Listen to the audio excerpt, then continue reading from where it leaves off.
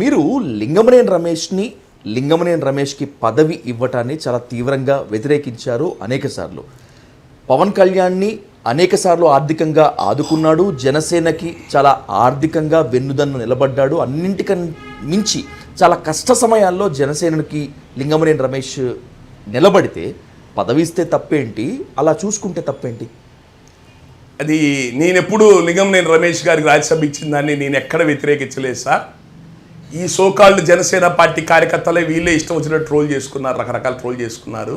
Okay, నేను ఎప్పుడు వ్యతిరేకించలేదు. కానీ నీచమైన అబద్ధాలు మాత్రం చెప్పబాకండి ఎవరు కూడా. దయచేసి మీ జనసేన పార్టీ వాళ్ళు, మీ టీడీపీ పార్టీ వల్ల సంఖ నాకండి కావాలంటే, అంతే తప్ప జనాలకి అబద్ధాలు ట్రోల్ చేయొద్దు.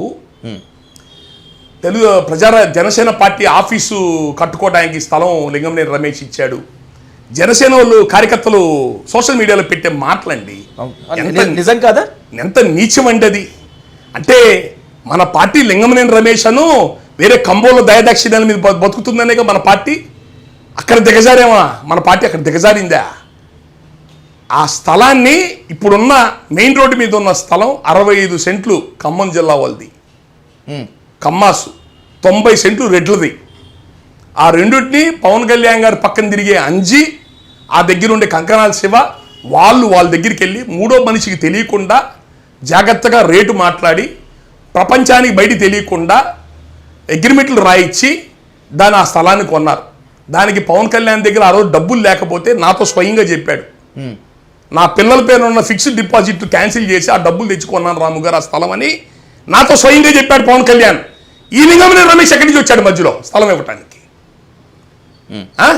2018 చిల్లరలో వచ్చాడు అతను, లింగమనేని రమేష్ అనే వ్యక్తి. అప్పటికే ఆ స్థలం కొనున్నాం కదా, పార్టీ ఆఫీస్ స్థలం కొనున్నాం కదా మనం. ఈ సోషల్ మీడియా, 1 సెకండ్ సార్, చాలా ఇంపార్టెంట్ క్వశ్చన్. ఇప్పుడు సోషల్ మీడియాలో ఏదో చిన్న స్థాయి జనసేన క్యాడర్ ఈ మాట అన్నారంటే అనుకోవచ్చు.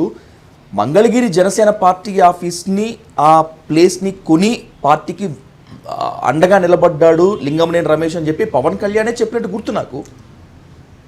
పచ్చి తప్పుడు మాట అది. పవన్ కళ్యాణ్ గారు అనలేదు. వాళ్ళ ఆఫీస్ వాళ్ళు ఎవరైనా కావాలని పుట్టిస్తే, జనాలు నోరు ముచ్చిన పుట్టించారేమో. కానీ ఎప్పుడు ఆ స్థలం కొన్నది ఆయన పక్కన ఉన్న మనుషులు ఎంతో జాగ్రత్తగా, ఎవరికి తెలియకుండా జాగ్రత్తగా అగ్రిమెంట్ రాయించి, మా గుంటూరు మళ్ళీ మంగళగిరి ఏరియాలో రిజిస్టర్ ఆఫీస్లో అయితే బయటకు వచ్చిందని చెప్పని గుంటూరు సిటీ పక్కన ఉన్న నల్లపాడు రిజిస్టర్ ఆఫీస్లో రిజిస్టర్ చేయించారు. దాంట్లో ఒక సైటు పవన్ కళ్యాణ్ గారు వాళ్ళ అమ్మగారి పేరు రిజిస్టర్ చేశారు. ఓకే, తర్వాత మళ్ళీ పవన్ కళ్యాణ్ గారి పేరు ట్రాన్స్ఫర్ చేయించుకున్నారు. ఇవన్నీ నేను ఆ పార్టీతో ఉన్నాను కాబట్టి నాకు తెలుసండి.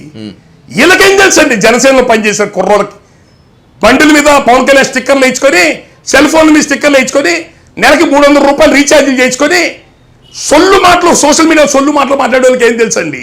ఆ పార్టీకి మేము పడ్డ కష్టాలు, చాకిరి, ప్రాణాలు పెట్టి మేము చేసే చాకిరి వీళ్ళకి ఏం తెలుసండి? నేను చెప్తా ప్రతి విషయం. ఆ స్థలం ఆయన పక్కన ఉన్న వాళ్ళు జాగ్రత్తగా హ్యాండిల్ చేసి రిజిస్ట్రేషన్ చేయించారో, డబ్బు ఇచ్చింది పవన్ కళ్యాణ్ గారు.